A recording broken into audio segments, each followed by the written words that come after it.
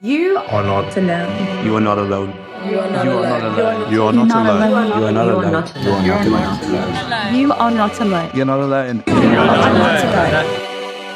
Hey guys, welcome to the podcast. Here today I have my good friend Ryan. He's going to be speaking a little bit about his journey through his life with his family and his struggles going through all the different types of separation of his mom and dad in the beginning.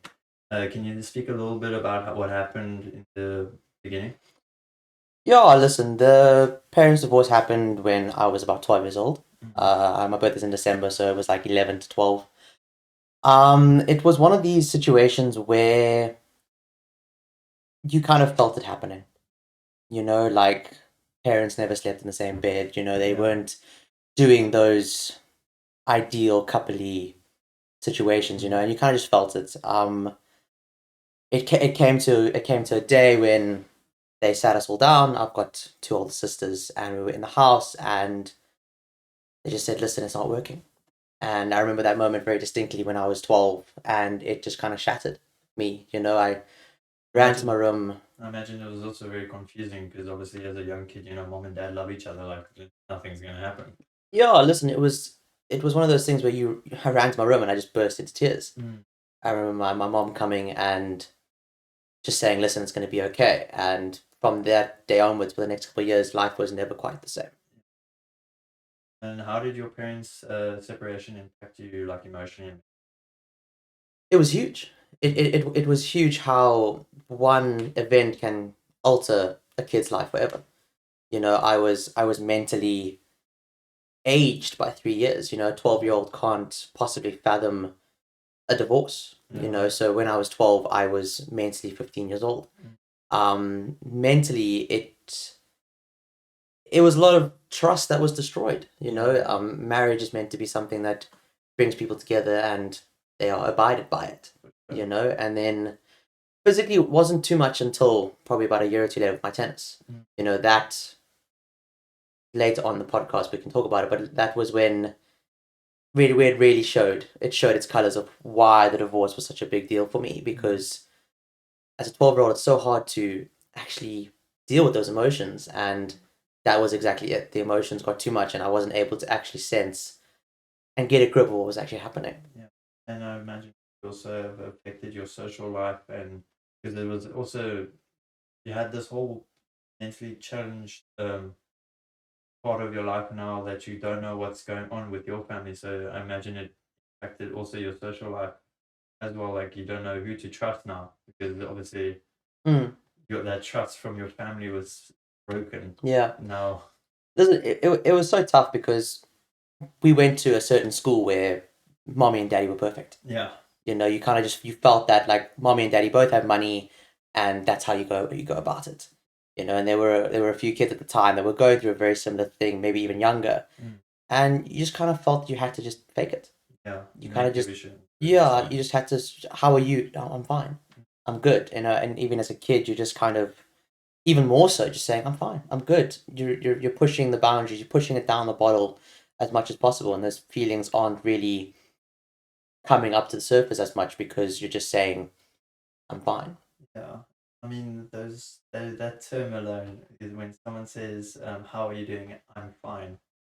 Is such a overused term when someone says because when someone says they're fine, you never truly know, are you actually good, or Yeah. are you sad, or are you actually fine? It's such an overused term, and I think it's be a rather it's for me, like if someone asks me like how am I doing, rather than saying I'm fine, just say I'm doing good, or I'm actually not doing too well. Like Yeah. just be straight with them, because at the same time I'm fine is go both ways. I think it was a massive thing stereotypically with boys Yeah. and men even so. I mean, we have a boys chat and I don't think any of us have ever really said, "Hey guys, I'm actually not okay." Yeah. And I think that's been universal for me in general. Yeah. When a guy has asked me, it'd be like, "Okay, cool, I'm fine." But when a female, or we'll get into my therapist, she's a female, and you just feel that emotion just unravel. Yeah. It's a big thing nowadays, or even past, like as men, we've been told from the beginning never to like show our emotions Yeah, too much suppress it. because it's Mhm.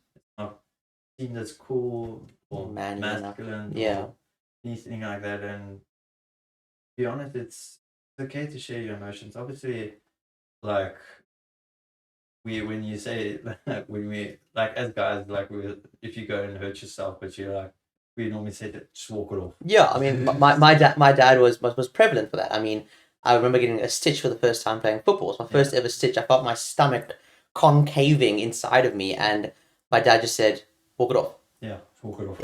And I did it. I was crying while running to the football pole, and my dad just said, "Run it off." Yeah. And nothing wrong with him, and nothing to his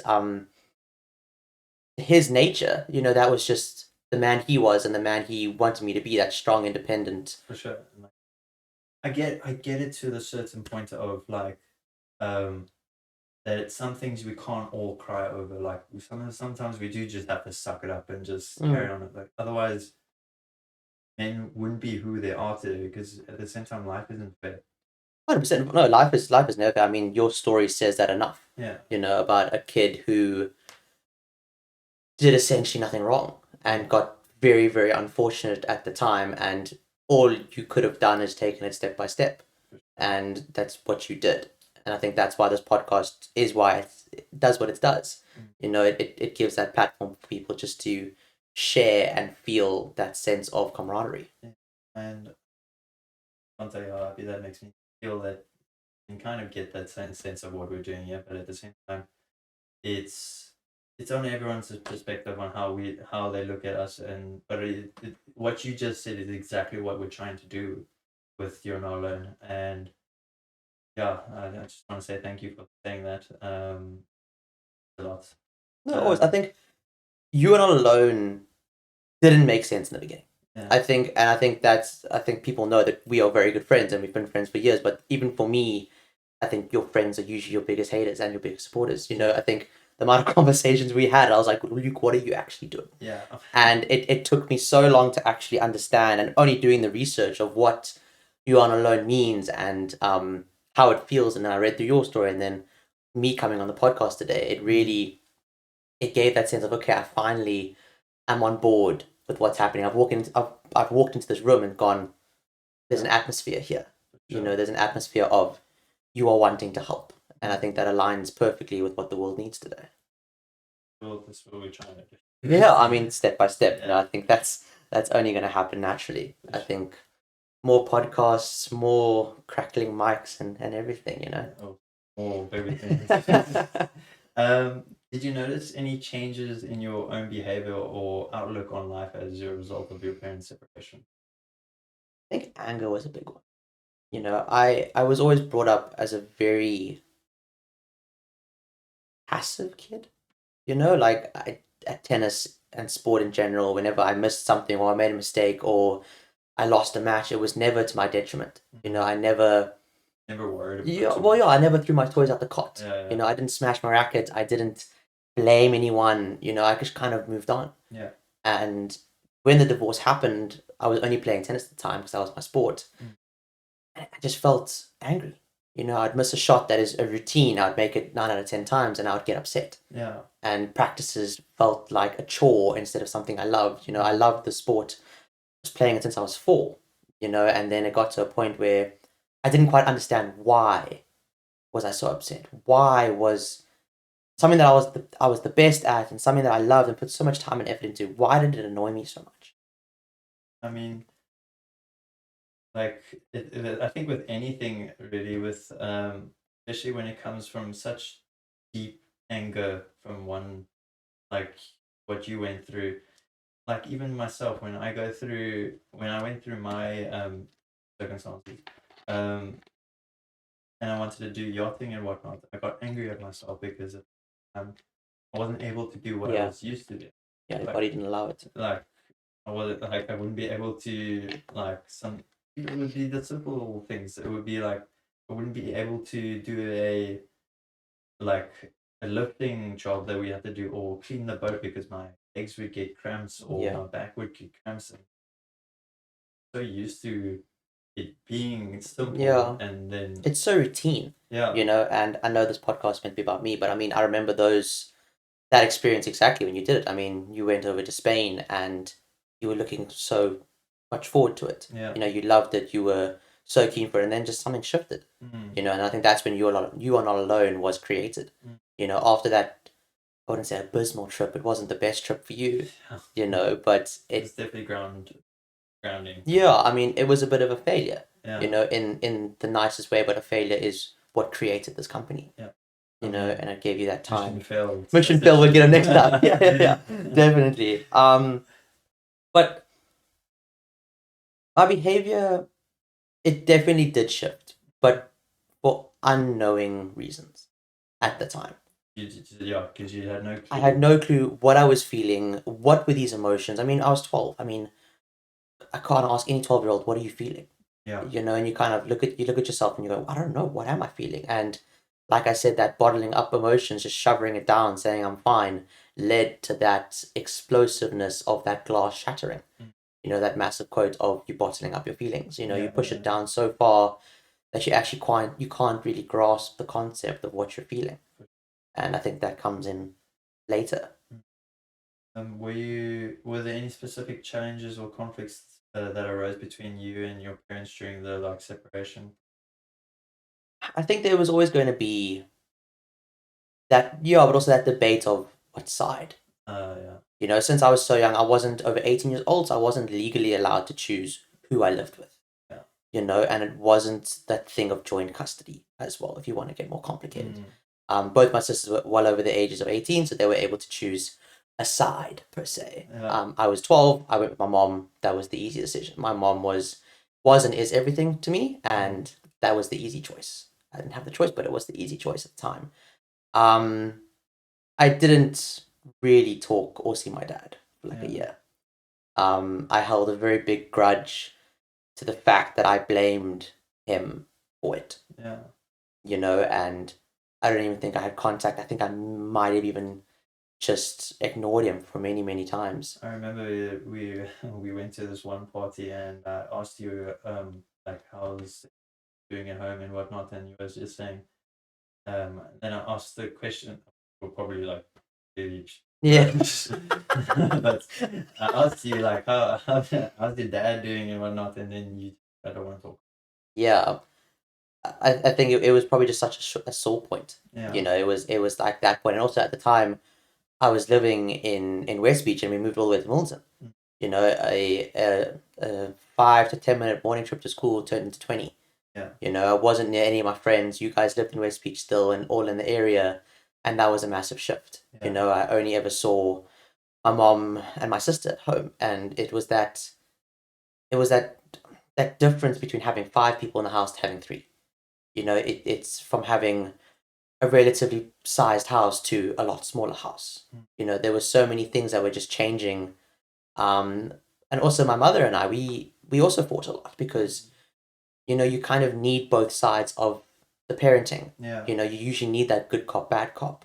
And with my mom, she had to be the good and the bad cop. Yeah. Which is no one teaches them that. Yeah, parenting is never taught. Yeah, exactly. And I think I never understood that. And when I was younger, and now that I'm 21, still living with my mom, and it's just her and me, I'm finally understanding those concepts. Yeah, a lot of people forget that parents also their first time living. 100%. And a lot of people think my parents, Yeah. lived so many lives. Yeah. But they're exactly like us. Yes, they've gone through more experience stuff and all gone through more. They've gone through life. Yeah, life further than us. Yeah. But I mean, people just sometimes just forget that it's also their first time. Yeah, I think that's the best thing about having kids. It's the first kid's the experiment, Yeah. and then you have the next kid, and then you have the third one, and usually Hopefully by you the get it right. by the third one, you might just have it right, But parenting is so tough. When you're young and when you have older siblings, I think that was my biggest blessing with my sisters. Yeah. Because during that time of the divorce, I actually never knew about it. Yeah. I never knew how bad it was. I was never there for the fights because my sister used to say, "Come, let's go get ice cream. Come, let's go watch a movie." And all those times it raked up, and at 12 I was like, cool, ice cream, cool movie, let's go do it. Unbeknowing that she was taking me out the house, I didn't hear any of the fighting. And I think to that day it was just, I never realized it until, again, I was older and realizing, crap, how many movies did we go see in a year? I think we clocked 28 movies in the cinema in 1 year. That's a lot of movies. That's a lot of movies. And I think one day we saw 2 in a day. Like, it was nuts. It was This is kind of nuts. yeah, it was well, that was the thing. It was so routine. Yeah. Like, something would happen at home and off we go. And I think that's why it came as such a shock, because I was unaware. You were like almost sheltered from away. I was protected. Yeah. And I think it was the same school with the school. We went to a private school. We were in a bubble. And I think that's also just another topic, is living in a bubble, positive or negative. Yeah. It's that debate of like, is it that much of a good thing, or do kids kind of need that sense of real life? Yeah. I mean, at the same time, you never know what's happening at home. Like you said, like, yes, we did live in a bubble, but at the same time, whatever happens outside of school or whatnot, like, for example, like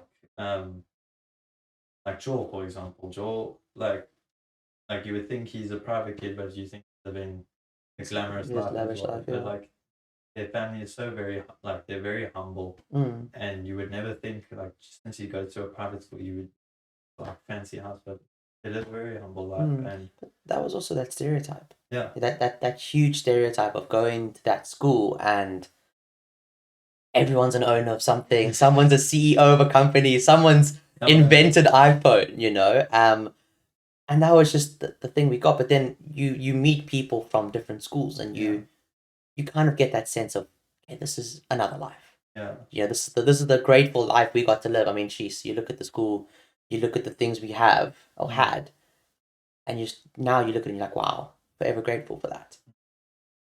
Did you have any like support system based to help you cope with like the effects of your parents? I had therapy.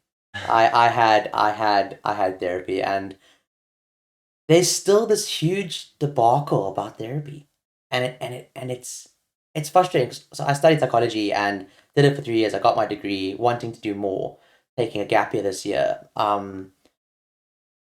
Goodness, therapy was life changing, life altering. I was forced to go when the divorce happened when I was 11.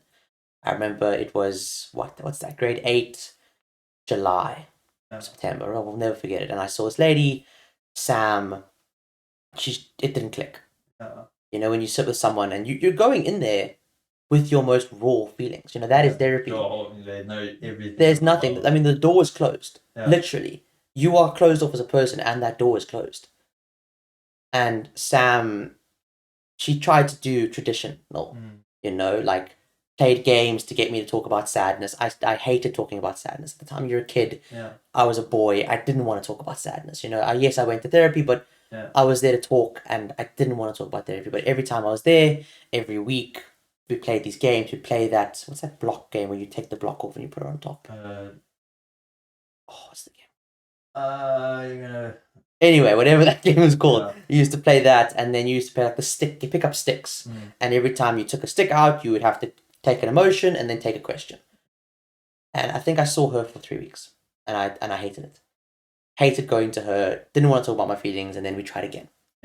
And I met this wonderful, wonderful lady called Kirsten, and I'll never, ever for the life of me forget this first session. I'm to this day, I'm quite a harsh. I'll tell the truth no matter what. If you don't like me, I'll tell you. You tell me. We get over it. And Kirsten said to me, she was like, "Listen, you either talk to me, or there's the door. You can leave." Straight. And for a lot of kids, that would make them go in their shell. Yeah. But for that 11-year-old kid was like, shit. Like, I'm here. I'm in it now. Yeah. I'm in it. You told me. Yeah, and honestly, therapy for the past 6 years has been life altering. It changed me. How did you get to finding Kristen rather than Sam? It was at the same practice. Was it the same practice? Same practice. So it was a place near Bloberg, and it was the exact same practice. We just tried. My mom just tried different things. She knew I needed to go. Was it up to you to choose No. that you wanted to choose, or was it just purely your mom? Purely my mom. It was. I think she knew the tennis wasn't working very well, and she did the right thing. You know, at the time I resented it completely. I didn't want to go talk about feelings. Who wants to go talk about feelings at 12 years old? But finding Kirsten was one of my greatest blessings of all time. You know, I think everything happens for a reason, I know, but with that woman, she was able to just unpack that glass, and that glass was so full. You know, that's like a year or 12 years of bottling up things and deciphering what is actually happening. Why am I learning about emotions? You know, being 15 when I'm actually only 12. Yeah. You know, and I mean, I remember, because obviously so therapists need to track and keep, like, they need to write down what's happened in a session, so they keep files of all that. So it's really, really cool. So I can go back to 2016 Ryan and be like, wow. And dude, I thought about it in the car here, and I was like, I feel so bad for that kid. Yeah. You should have heard the way that guy was describing feelings, and it was in depth for a 12-year-old. Yeah. You know, I remember she was telling me, and I was like, I said that. And that's the best thing about keeping things on record, because you can go back and reflect. Yeah. And reflection is so key for personal growth. Especially in more like how much you've grown now. How far you've come, 100%. The development of... Most definitely. I mean, it's like that with mental health, physical health especially. I mean, you look at progression photos. Yeah, exactly. You know, that's huge. Progression weight. You look at how heavy you can lift in the beginning and how heavy you can lift now. But therapy and records was that thing that just keep you in line. And it was scary. It was scary looking at that and going, wow, this kid was able to think of those things and say those things and feel bad. Like, you're just like, wow, that kid was struggling. Yeah. And you don't, what's that quote? You don't know you're in the good times until it's gone. You know, and I think that was huge for me leaving school. Yeah. You know, because I was probably one of the few kids. I loved school. I think about it now and then, and I'm like, you know, I enjoyed the fact that I got to come home from school and like literally hop on the games. Play games all the time. And not stress about life. Like, literally. I mean, well, that's where we met. Yeah. That's how we turned a starting friendship into 9 years, 10 years of friendship. And especially also the sports.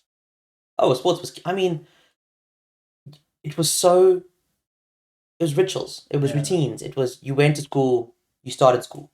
Yeah. You would go to break and play football at break. I mean, that was huge. I mean, we had crowds of people in grade 7 and 8, grade 7s to grade 8s. Yeah. Sent an email out, got in so much trouble for sending an email. But we got people. We got so many people. And then you look at derby days. I mean, I'll never forget 2015 derby day. That was my sister was in matric. Yeah. Best derby day ever. You Especially those war crowds. Yeah, I mean, they're not the same. No ways. But I mean, you look at all those memories and you really reflect and you be like, crap. Like, you just wish you could tell yourself, just remember this. Yeah, just live it. Like, live it. You know, but then as kids, you're always thinking, I want to be older. Yeah. I want to be older. And your parents, I remember distinctly my parents saying, don't say that. You don't want to be older. Not yet. Enjoy being. And I remember it. And I when I coach my kids tennis and I say to them, you don't know. Stay there. You don't know. You don't know the struggle. You don't know what comes and what comes afterwards. And it was huge. I mean, I loved school. I really enjoyed the teachers. Like, so many memories from there. I mean, the tours, the sports, I mean, I got into culture when I was in grade 10. Never thought I was going to be a culture kid, you know, but that was a huge part. And you see, this is the problem with me. I don't get afraid off topic. You need to bring me back on topic. How did your parents like communicate with you about their like decision? Right? Like, was it like? I didn't. Remember, it was that thing of. So like, there was nothing at all. Like, even when it happened, like. Okay, when it happened, it was like a sit down. Yeah. It was like a personal meeting. Sit down, like the two parents were on opposite couches, and we all sat like kind of like on a table. I think we all sat on a table, almost like a stage. Yeah, like we are presenting this to you type thing. And they just said it. you know, they were just, I was so young. I mean, I think it was on the lines of like, it's not working out. I think this is for the best for us. And I think it was. You know, I can't say they are as happy without one another, but I can say for the kids and for the things that was happening at the time, it was most likely the best thing. I mean, yes, it caused as much separation, but I think it caused just as equal amount of bringing us together. I mean, my older sister and I were never closer. We couldn't get closer, and still to this day, she's my best friend. So would you have said that was one of the most, that was probably the best positive outcome that could have came out of it, or As positive as you can get when it comes to a divorce, yeah, you know. I mean, you look for the positives in there, yeah, you know. especially You when you go dig, through yeah, you dig to find something. take that shovel and Yeah, you dig for that diamond. yeah.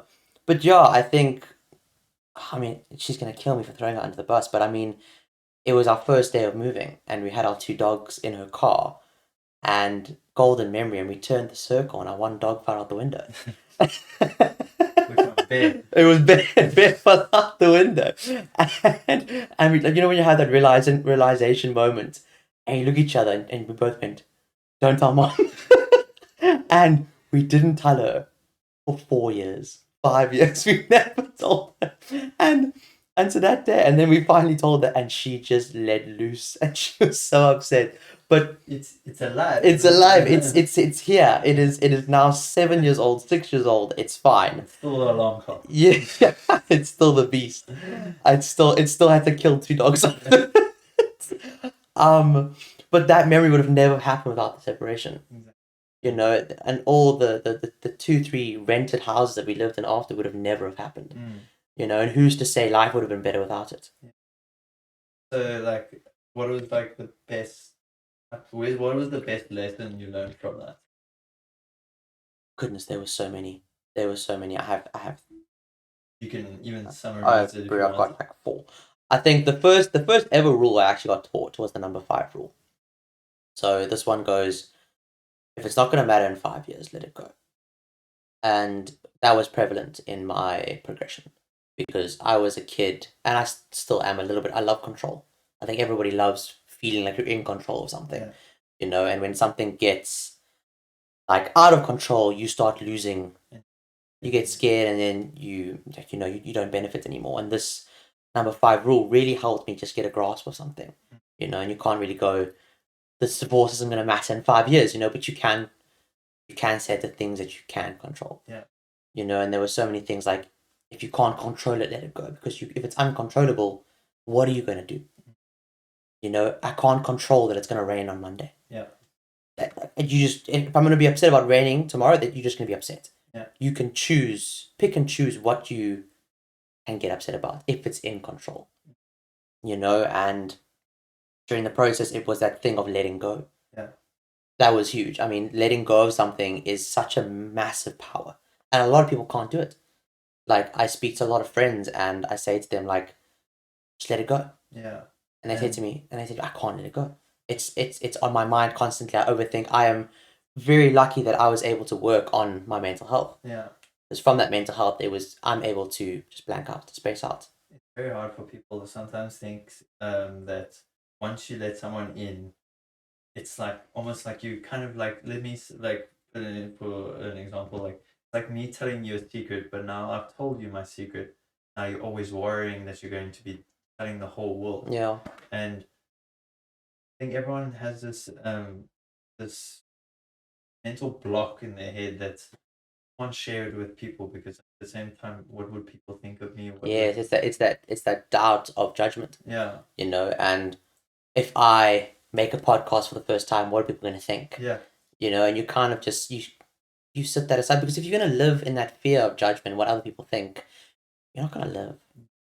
You're not going to live if I keep thinking, am I wearing that? I mean, as a kid, I always thought that, you know, what am I wearing? Is it cool? Is it the trend? Yeah, is it up there? Do I need to spend this? Do I need to spend that? And that, when you kind of, you get older and you get wise and you think, I like this. Yeah. Is whatever. Yeah, so I'm going to go and wear this. I think that's such a huge lesson for so many people. It's like, if you live in fear of judgment, you are wasting your talent. You are wasting what life. I mean, I'll tell you the scariest quote I ever heard.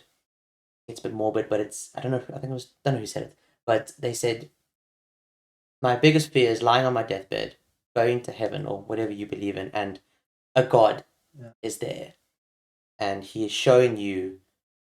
Goes Ryan Bain. This is my name, and it goes doctor, PhD, blah blah blah, and I say to them, I was never that.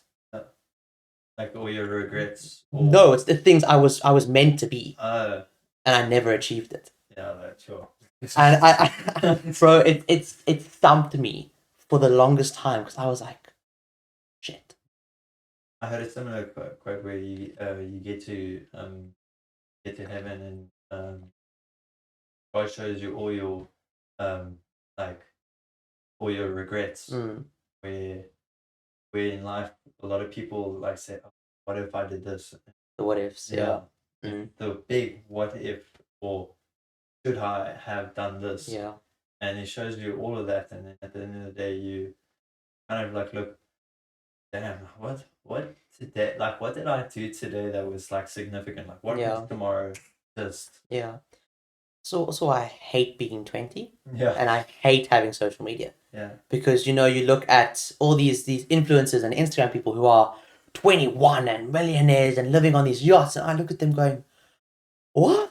What am I doing? What am I doing? And it was this, like, in therapy I thought about it. I was like, am I doing enough? I'm doing I've got a degree. I've had a full-time job for 3 years. What more? Like, what more do you want me to do? I'm not gonna go start a million rand company. Yeah.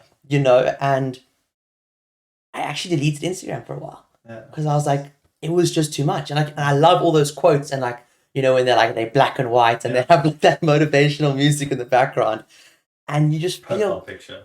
but you just feel so shit. Yeah. You feel like incapable of what you're doing. Mm. And I feel like that's such a massive thing for 20-year-olds. I mean, being 21, I'm just there. But it's, you need, this is my best thing, you need people to be entrepreneurs, Yeah. but you also need people to be like a psychologist. You Yeah. need people to do other jobs. Yeah. Not everyone can be an entrepreneur with $1 million company. Everyone wants to be an entrepreneur and make millions, but there has to be people that are turning the gears. Like 100%, that's the best thing. yeah. That is the biggest part. You can't have everyone living like that because then no one's going to actually work. Yes. And everyone's going to be unemployed. I think unemployment's a big enough issue as it is. And I think also it's hard for people to like, because obviously everyone wants to be rich, but at the same time, I think it's finding if you are meant for that type of life. Maybe you're actually comfortable with just living. Yeah, I mean, I don't think me, I don't want to be rich. No, I'm just saying I want to be financially stable. Yeah. I want to be financially free. Mm. I don't want to have to worry about if I get that lamp, is it going to set me back financially? Yeah. That's just a nitpicking thing, but I think social media can easily be as good as it can be bad. Yeah. I mean, there's so, that bloody Devon Goggins thing, who's going to lift the boats? I mean, that went around for went around for the longest time. And you look at that and I think, I don't want to carry the boats.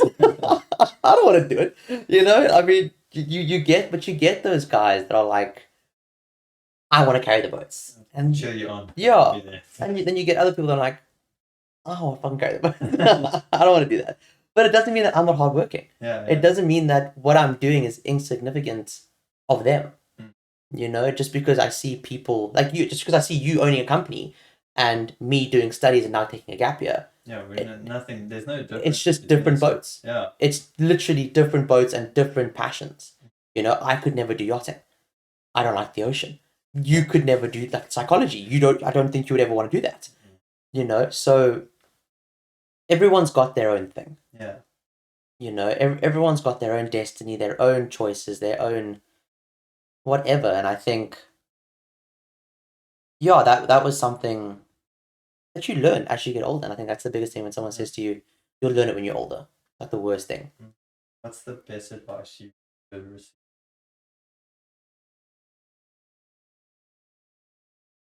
Enjoying the passage of time.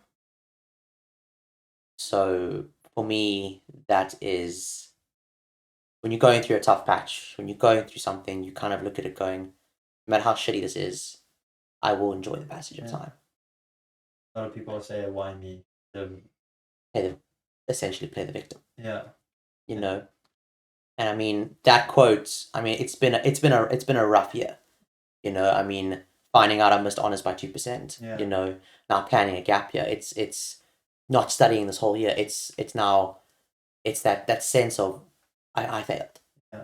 You know, and that's one of the biggest fears of mine. It's like you fail. And this quote now, it taught me that just try and enjoy the passage of time. Yeah. Everything is a lesson. Everything can be taught. You know, and like with me failing and not getting those 2%, it has now allowed me to go travel. You must understand, in order to succeed, you need. Yes, most definitely. With every failure, you learn. With everything you learn, you know how to do it 10 times better. Yeah, it's still one of those feelings that they hurt. Yeah. You know, they sting because you're like, you know, you could have done better, or not even that. I just like you worked your ass off. Yeah. You know, well, I know I did. You know, I got one of the best exam results I ever got, and it still wasn't enough. You know, you kind of sit there going like, what more? You know, but with this whole like enjoying the passage of time, it's like I've actually had a really good year now. You know, the past month, February flew. Goodness, that month went quick. And I just kind of sat there, like, work was lovely. I enjoyed it, but it's also the fact that I'm leaving work. So I call all the people I coach, I call them my kids. I mean, majority of the people I coach are like under 14. Yeah. And I love every one of them individually, and that's something. Bonds that you've made. Yeah, but that's probably why I'm enjoying it even more. Yeah. Because. It's for you time to. Yeah, just. Yeah, I mean, I don't want to say pass on. It sounds like I'm dying, No. But it's not quite. Not quite that. But it's unbelievable the bond you can have with people. I think more importantly, kids.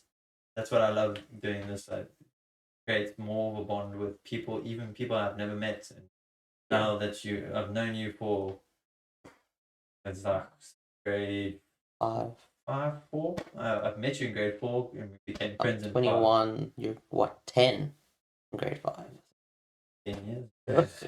You're we old. Now that for me, and you say like it's stuff that I've never heard before, but maybe it's stuff that you think that I've never heard before, and it was just ways of me just not knowing how to actually ask you. Because I've been a person that like I know what some people are going through, but at the same time, what my father's always told me about asking the right question. 100%, always. Because you never know what your questions actually do to it. You never know if that's actually a damaging point or what like they might bring an up. uplifting point or anything like that. But like I said, bonding between us now, I feel like it's gone strong because now I know detailed what has happened to you from then and now, and I think you're an incredibly strong person for that, and I think it's going to take you far in life. We still have much to learn. So much. So much to learn. I mean, it's funny how in school we were close, but I feel like we've gotten closer out of school.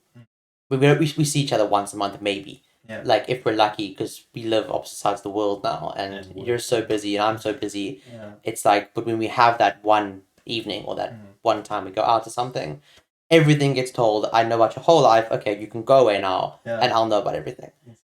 You know, and I think those are probably one of the best friendships where you don't need to constantly reassure that something is happening. You know, if you had a life altering event, I'm sure you'll tell me. Yeah. But until I hear from you, you're fine. Like you're good. You know, you're good. I mean, I will. Yeah, you're fine. And like I've told you about my travel. That was the biggest thing that happened, and then so on. Yeah. You know, friendships like that they're one of a kind because I don't think I have that with anyone else, where I can simply just, you know, feelings. You know, some of your favorite. Yes. You see. Anyway. My biggest question to you. Oh, here it is. I can't wait. What does you're not alone mean to you? Can't wait. I support you. It's one of those biggest things of. A lot of people go about the whole religious factor. I heard the 2 other podcasts, and the first 2 people went religious, and obviously I'm not religious, so I had to find something that fitted me. And I support you is probably one of the easiest ways I could describe it. Is if someone is feeling alone and feeling unwelcomed and uncomfortable, one thing I could say is I'm here for you, I support you. There's a huge difference between I'm here for you and I support you. If I'm here for you, I can be like, okay, cool, I can sit. But do I support you is a different thing. Yeah, that's sweet. There for anything. I will sit there with Yeah. you and listen to you. Even if you say nothing or anything like that, I'm there. Most definitely. Yeah. And there was a song. So I love theatre, and Dear Evan Hansen was one of the biggest things for me. And it was a song called "You Will Be Found." And I think that fits with "You're Not Alone" so nicely. It's because no matter how alone you are, you will be found. And I don't know how that you would. I'd love to hear if there's a religious quote. I'm sure there is something to do with "You'll be found," but you can leave that for the next. I'm not going to put you on the spot. I'll leave that for another podcast. Listen, I am religious, but I'm not. You've got- I wouldn't be able to tell you verses. Yeah, or yeah, anything yeah. like that. But I definitely think it correlates with "You're Not Alone." Is yes, we're telling people that you are not alone, and we're here to support. Like, Mm. we're trying to figure out a factor of trying to help people find therapists and find like referrals basically. And it's obviously, we, as I say to our podcast, is we're still growing, and we love the people give us. We love all the advice people give us, and Yeah. it's obviously it's just hard because it is just me at the moment trying to figure out everything. But like I said, it is growing, and we're gonna. My main passion is just trying to get everyone to Yeah. know that they're not Mm. they're not like, yeah, guys, they have no clue how much branding I put in. Sounds like there's a partner job opening. Yeah. Josh, it's you, huh? Sounds like a good one. Yeah. But I want to say thank you for joining on the podcast. Thank you for I having me. don't know how to tell you that you're one of the greatest friends I've ever had. Appreciate you as much as you are. But I will end with this, and you better leave this in with you and all your feelings. Okay. Firstly, thank you for having me on. I appreciate it. All the best for the business. I love you. Thanks, guys, for joining the podcast. And please like and subscribe, and we'll be checking you next time. Thanks, guys.